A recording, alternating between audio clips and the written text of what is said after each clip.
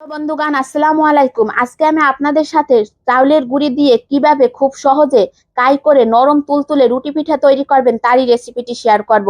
আর যারা রুটি পিঠা খেতে পছন্দ করেন চাউলের গুঁড়ির কিন্তু এভাবে তৈরি করতে পারেন না, আজকের রেসিপিটি একদমই তাদের জন্য। প্রথমে চুলায় একটি হাঁড়ি বসিয়ে নেবেন, তারপর এর ভিতরে দিয়ে দিবেন সামান্য পানি আর লবণ। পানিটা ফুটে উঠলে এর ভিতরে দিয়ে দিবেন চাউলের গুঁড়িগুলো। তারপর এটাকে ভালোভাবে নাড়াচাড়া করে বেশ কিছু সময় সিদ্ধ করে নিবেন একটা ঢাকনার সাহায্যে ঢেকে। তারপর হাঁড়ি থেকে এটাকে একটি বলে ঢেলে এটাকে ভালোভাবে মেখে নিবেন।